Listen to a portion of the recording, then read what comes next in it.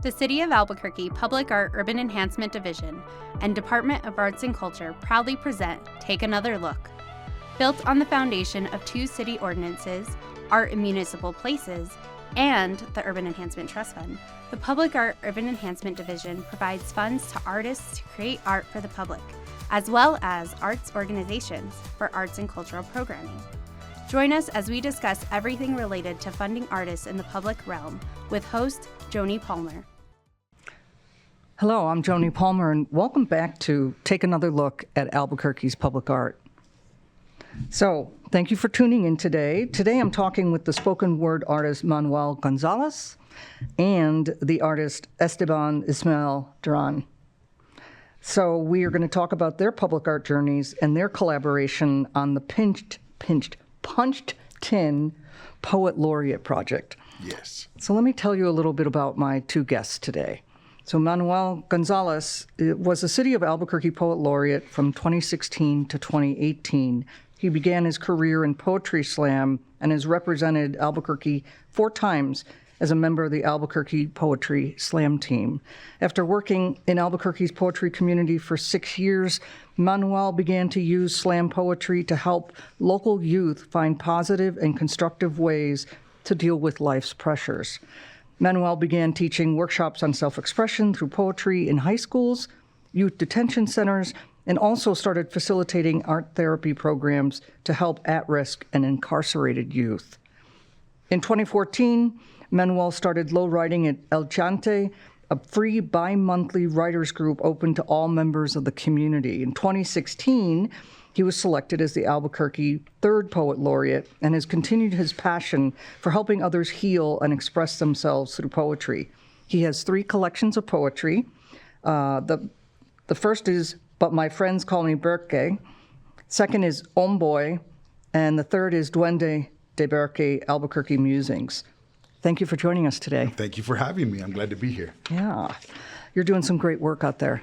Oh, it's heart work. It's work that is fulfilling as much as it is, I get as much as I give. Mm-hmm. It's about, trying to get people inspired, but then once they're inspired, they inspire me back. And it's a beautiful reciprocation that we go through like that. Yeah, that's great. So Esteban is a self-taught artist. He was raised in Albuquerque's historic Old Town, since his mother's family was one of the first 12 families to settle there in 1706. Take a look at his T-shirt if you're viewing this on YouTube.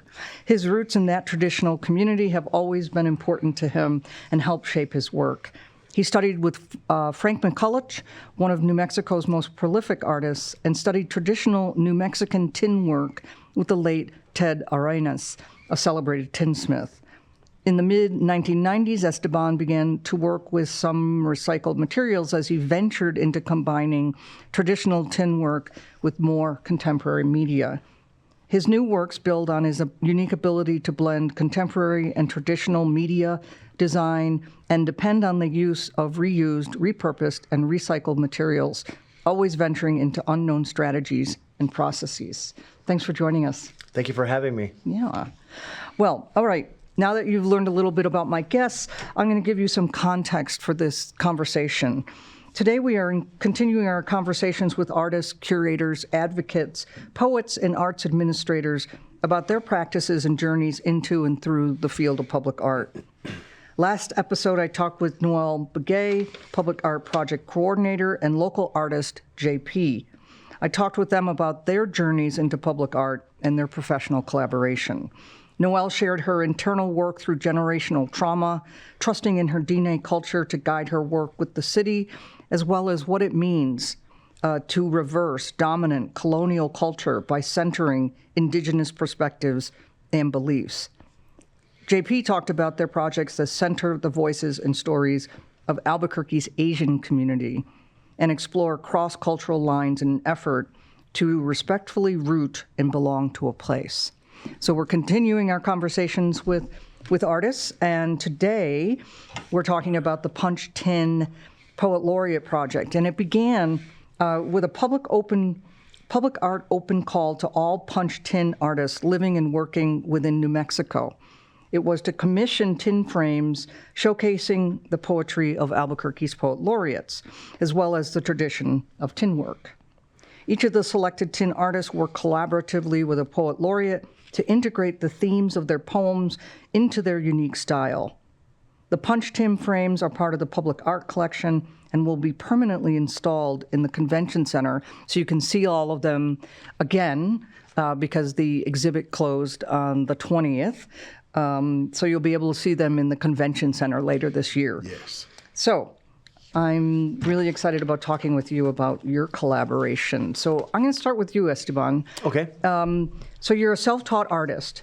Tell us a little bit about how you got started and what does it mean to be a self-taught artist? Self-taught artist. Well, it all has to do with inspiration from other artists like Manuel mentioned earlier. I had the opportunity to grow up in Old Town Plaza. I lived just a couple of blocks from the plaza. And at that time, they used to have the New Mexico Arts and Crafts Fair around the plaza. It got so big that they had to move it to another venue, like at the State Fairgrounds.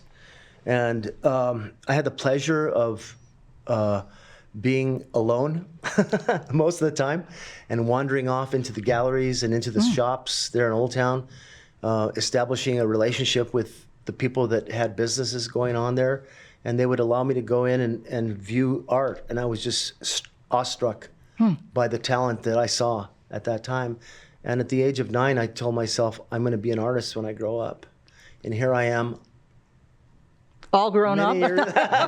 Many years later. To be exact, 60 years later. 60 years later, I'll be 70 in January. And but I tell all my young people to, if they're inspired, to immerse themselves in whatever they have a strong interest in, whether it's writing, poetry, creative writing, visual arts, to immerse themselves however they can. Be inspired by many masters that have passed and be inspired by the local artists that are amongst us, because there are many. Right. And that immersion, you were lucky that you were out on your own, just kind of wandering around amongst all of these different galleries. And that's pretty incredible. Yeah, I loved my youth. Yeah. So preferred media and mediums. So punch tin is what you are working in this particular collaboration. How do you characterize or profile yourself as an artist in terms of the media and the mediums you use? In terms of the media, in 1993, I was introduced to Ted Arianes. He ran an ad. He was looking for student tinsmiths. He wanted to inspire young people to get involved in the age-old tradition of doing punch tin work. I took a beginner's class. I went into doing an intermediate advanced class. Shortly thereafter, my work started to expand more into a contemporary mode. I was still doing a lot of traditional items like sconces and mirror frames. Then I thought, I'm just going to go out on a limb and try to do something that nobody's doing. So I started working the material from front and back, rather than just doing face work. And Ted Arianes was such a strong inspiration. Shortly after I studied with him, I was asked to teach at the University of New Mexico's continuing education, where I taught 6 semesters punch tin work. Cool. Yeah. So I was able to share some of my knowledge. Yeah. There was an explosion of tin artists at that time. Okay. It was just a super strong interest. Everybody wanted to be a tinsmith. That's really interesting, right? Yeah. And so now, you're doing this work. You got involved with doing public art with the city of Albuquerque and Bernalillo County. Can you tell us about how you moved into this kind of public art realm instead of some of the other things you were doing? Yeah, I was curious about expanding my art and taking it into a different venue. And there was a lot of support in, the public art sector. And there was an opportunity to do a large tin mural, which I did. I have a note in my hand. The address is 6080 Isleta Boulevard, and it is at the Bernalillo County Visitor Center. That was done through Bernalillo County Public Art. At the time, Betty Sabo was spearheading the program, and gave me the opportunity to, get my wheel spinning.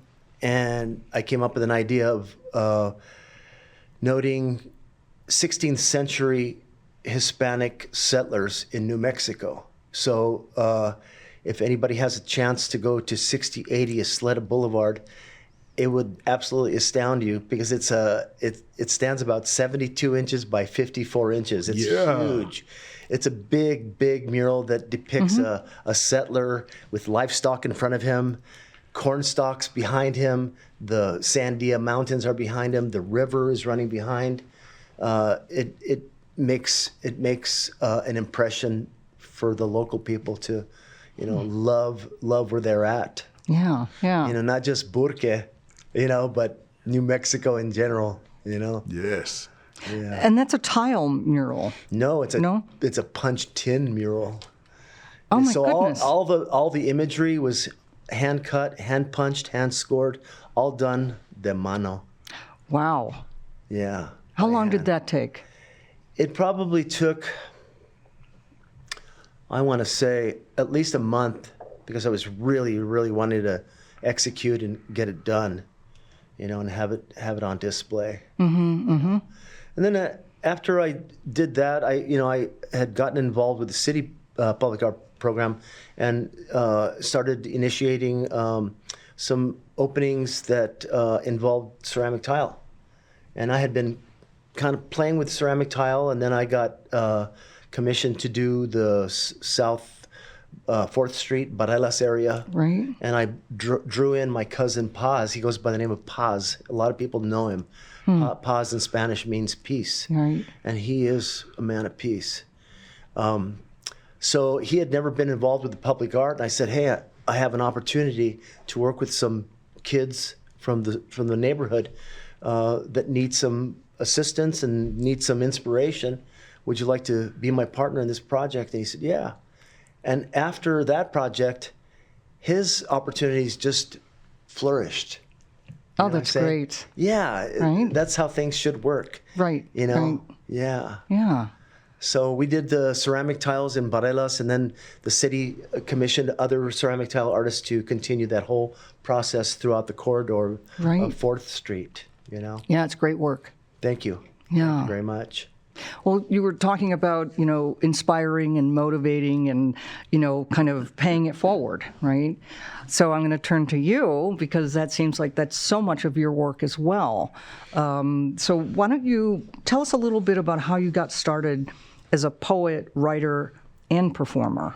Well, to begin with, poetry was always something personal and private for me. It was something that I carried around with me in my notebook and wouldn't share anybody. And I was afraid, I don't know, that my friends would make fun of me for writing poetry or whatever. But as I got older, I started to share my poetry with people, and my friends would be like, hey, Manuel, will you write that girl a poem? I'll tell her that I wrote it, and maybe she'll like me. So I wrote poems for my friends to try to get the girls to like them. It didn't always work, but it was a good reason to write. And I got older, I got into hip hop, and me and my friends, we would rhyme with each other all night long, but it was like hip hop was cotton candy. It tasted good and it was fun. It just didn't have the vitamins in it that fed me in that way. And it wasn't until I went to a poetry slam when I saw someone get up on the stage and share part of themselves and allow themselves to be truthful and vulnerable and honest and authentic in that way. And that's where I said, that's what I've been looking for. That's what I wanted. So I'd go to the poetry slam and I'd lose, and it was really hard, but I didn't give up. I kept going back. I'd revise, rewrite, and memorize my poetry, because the poetry slam is a competition. I would go back and I'd win. And then through that, it opened doors for me. It brought me into classrooms and being able to share my poetry in that way. And at first it was just an avenue for me to share my work and for me to explain kind of this is writing and what I do. But I found that poetry as a means of sincere and authentic self-expression is a way that we can heal ourselves, or at least start on that journey of looking within ourselves and figuring out kind of what needs to be healed in that way. And so I was using poetry and literacy as a guise to get me into places where people needed to write because they had to get out these things that were hurting them and they were carrying around with them. So I would go into the detention centers and the group homes and the prisons. I love to go into some of the city high schools here in Albuquerque, and I tell them, send me into the classroom with the knuckleheads, because I want those guys. I want to get them to be able to tell me who they are. And it starts with like, this is soft, this is silly, and it eventually evolved into, sir, I just wrote this poem and I want to share it with you. Can I show you what I did? And so it was great. A way for us to start that dialogue with each other and to figure out kind of who we are, where we come from, and how we feel, and how to express that in a real way. And we need that so much today.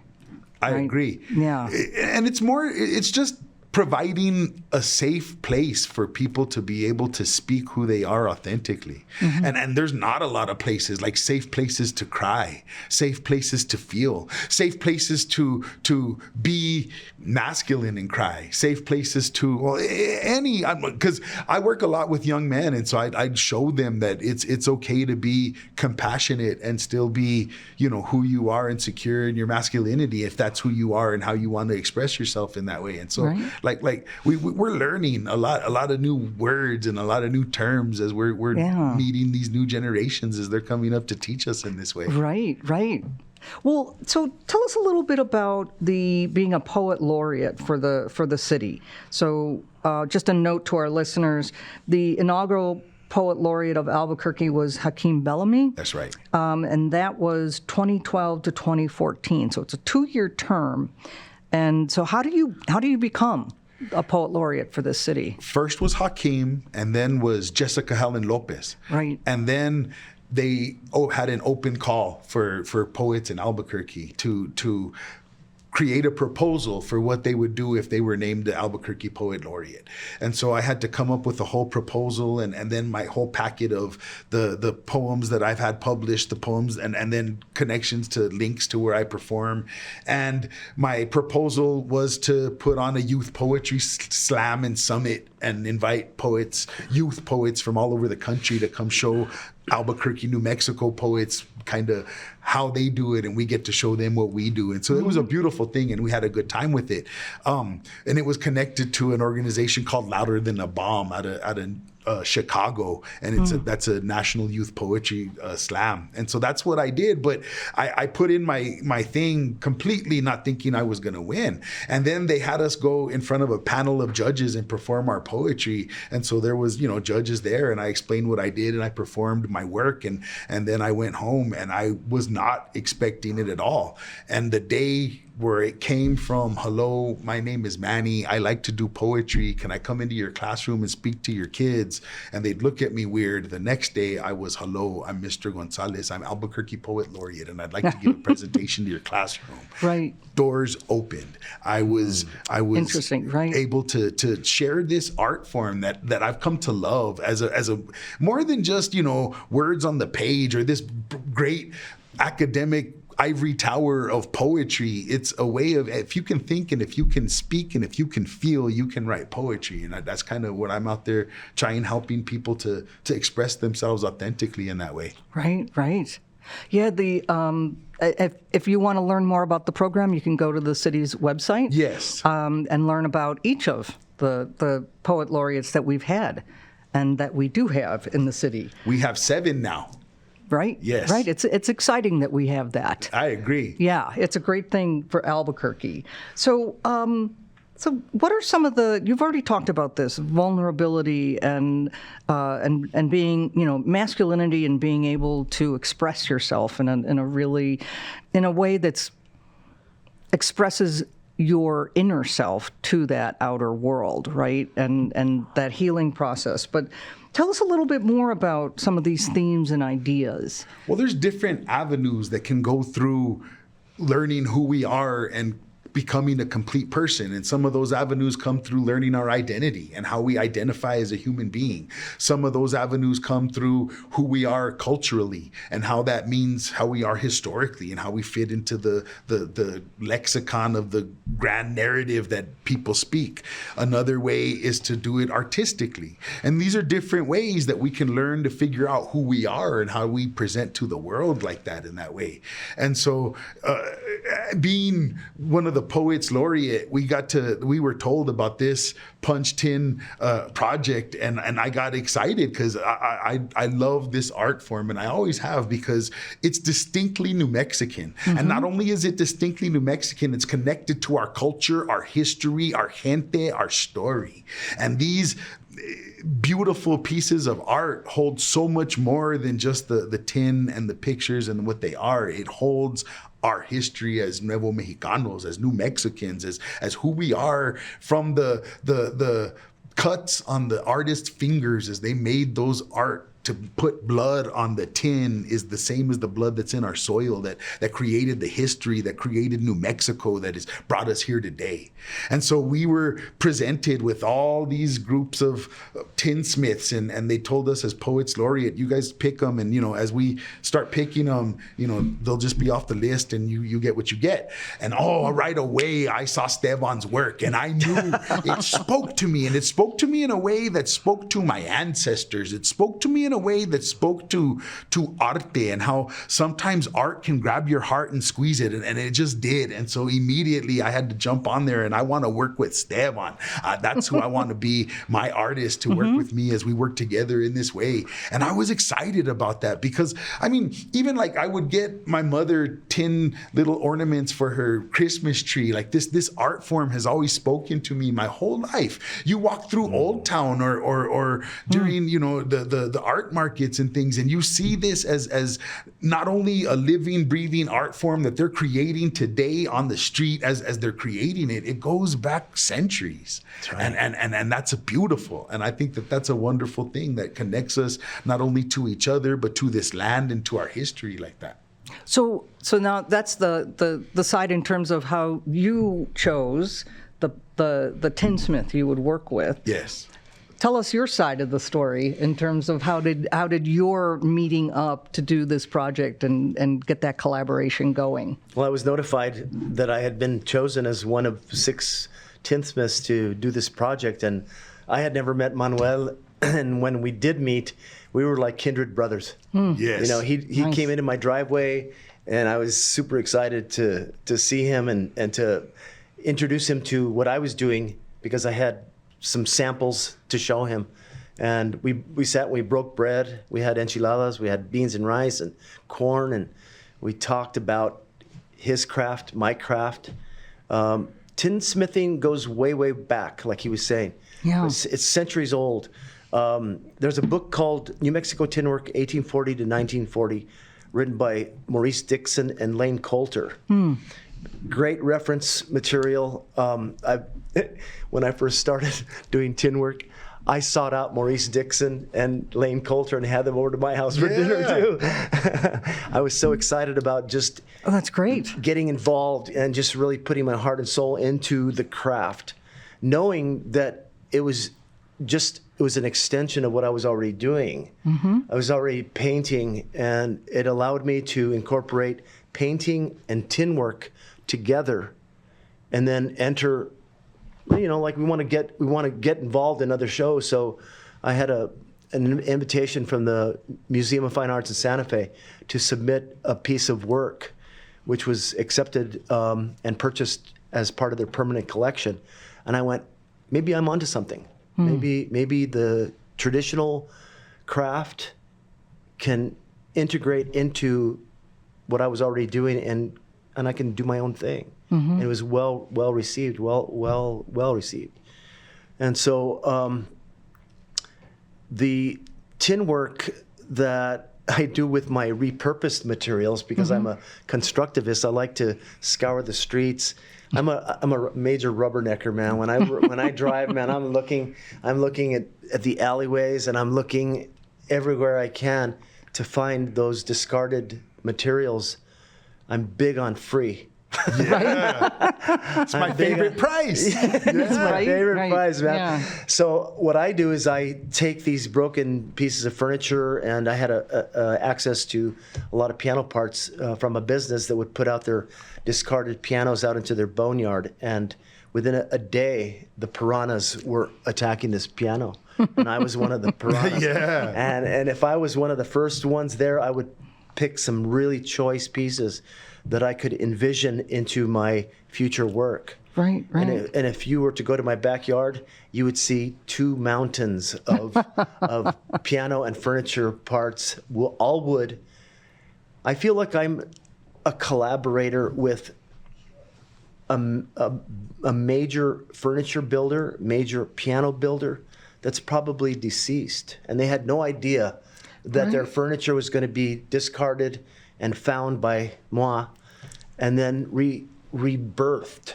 Right, right. You know? So yeah. I take this material and I integrate the tin work into it, and you know, it's a matter of just feeling good about the finished product, and you have to know when it's done, Right. because you can go overboard and you can keep adding. You know. Well, tell us about, can you describe the piece that you two did? I'm going to ask you to read your poem, but can you describe the piece? Like, how did it come together for you? It came together by just us meeting and engaging in our history and in our past. Well, see, as artists, we deal in the currency of signs and symbols, and everything go. on that frame that Esteban made symbolizes something. Some of it symbolizes things in my personal poetic journey. Some of it symbolizes things that are connected to New Mexico and us specifically to this land. Mm-hmm. That's what every image that's on that frame means something, and it has a significance in that way. I'm sorry. No, that's okay. No. Yeah. I'm glad you said that. It is very symbolic in terms of where he came from. He's from Anton Chico, and you know, he mentioned in the poem that his mother shed tears. His father was a musician, and therefore I decided right off the bat, boom, I would put 2 hands, one hand on each side, representing his mom with one eye and a teardrop. And then his dad was a musician, and I would do the music symbol with the hand. And then this man he's a spiritual man. You know, we're all on spiritual journeys. We're not on religious journeys. We're on self-realization journeys. Mm-hmm. And so, based on our conversation and our meeting, I could envision what I was going to be putting onto my frame, and again, knowing when to stop. Mm-hmm. Because there's some iconography. The birds represent his children, his son and his daughter. They're pulling back on the banner that reads Burque. Mm-hmm. You know, they're 2 little pajaritos. You know, so that's very symbolic. I did this wavy design, this pattern that basically settled on the bottom of the frame that represents the water, the river. You know, the Pecos River runs from, you know, Anton Chico down to, you know, Albuquerque, the Rio Grande. The snakes, we have living creatures that are, you know, in our life, you know. So, and then I decided to add a couple of tin eyes that represented him, and then his whole meaning of his craft, I wanted to represent as a celestial theme, because he's connected to the celestial, like we all are. We all love watching the stars, but there's a hidden attraction, should I say, in every one of us about the celestial. And we find the meaning in those constellations like that. That's yeah. right. Yeah. So, the stiletto that's going through the Sacred Heart, he mentions warriors, right? Well, he's the warrior. He's the word warrior. So I decided to add a little blood in the stiletto, because he's a hard worker in his craft, you know. And so the symbolism means an awful lot. Well, let's hear the poem so that people can start to attach kind of this imagery. I would love to. Now, let me tell you like this. Those of us from Albuquerque don't always say Albuquerque. Those of us from Albuquerque, sometimes we like to say the word burque. And so that's the basis of this poem. And it goes like this.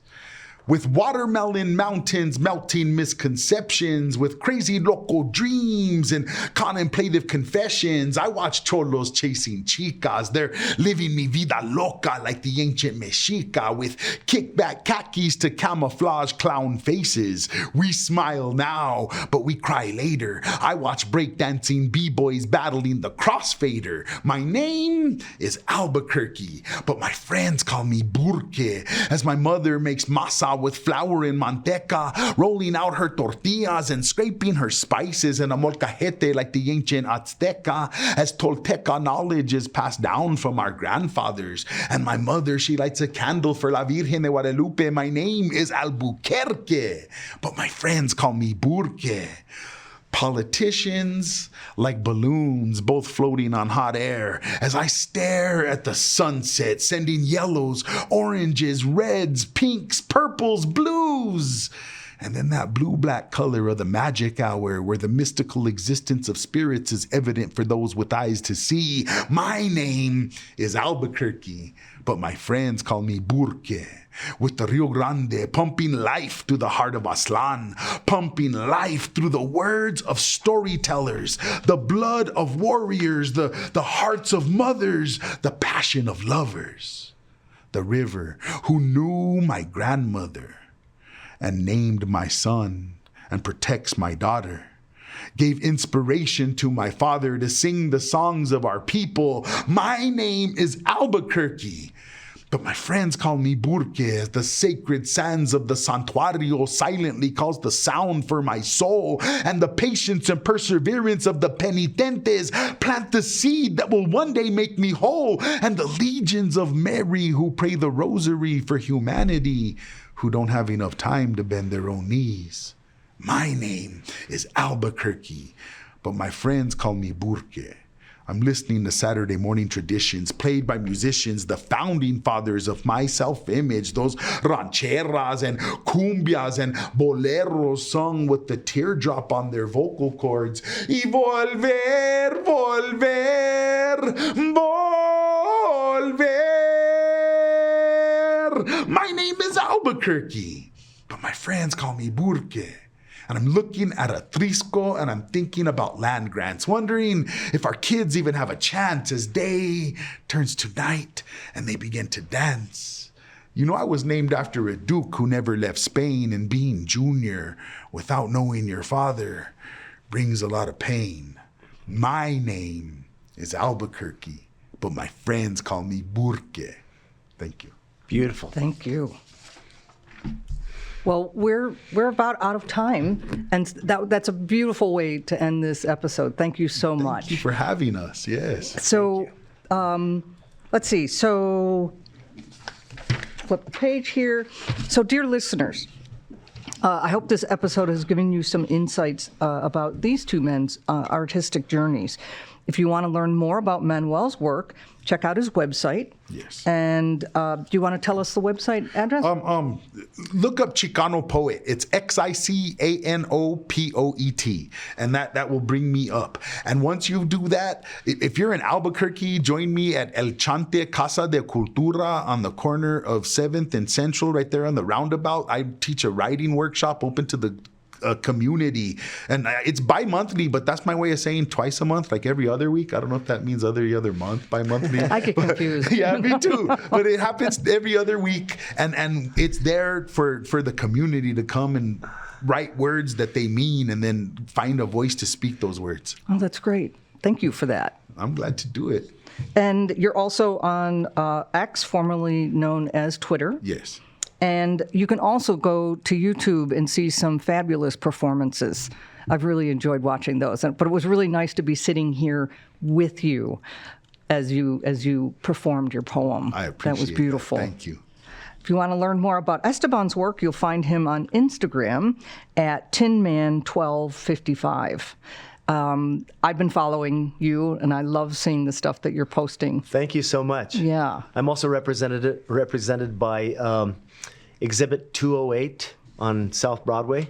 Okay. Kim Arthen is the gallery director there. And there's a couple of upcoming shows, Dia de los Muertos, which I'm a part of, and also Our Lady of Guadalupe, celebration of Our Lady of Guadalupe in December. Will you say one more time where that big mural is? The big mural is at 6080 Isleta Boulevard, Southeast. Yes. Yes, it's at the Visitor Center, Bernalillo County Visitor Center. Okay. Yeah, it is one to see because I've never seen a tin mural that size, Right. tin work, especially. Yeah. Yeah. Well, thanks again for joining us. This has been great. And Thank you, brother. for those of you out there, you can learn more about the exhibition, The Punch Tin Frames and Poetry, that closed on September 20th at www.cabq.gov/gallery1. Get some more information there, and then plan on going to see all of the tin work and poetry when it's up in the convention center later this month or later this year or I early heard it next was year. going to be near the Kiva Auditorium somewhere. So when you go Front see a and center. show, go look for it. Yes. Yeah. nice that's spot. great. Yes. All right. So thank you all for listening. I hope you will join us for our next episode, which will be released on Wednesday, November 13th. We hope that after you've listened to this podcast that you will take another look at Albuquerque's public art. Thanks. Thank you. Thank you. Yeah. Thanks for listening. To learn more about the Albuquerque Public Art Program, the Public Art Collection, opportunities for artists, and so much more, visit cabq.gov/publicart. To learn more about the Urban Enhancement Trust Fund, visit cabq.gov/UETF.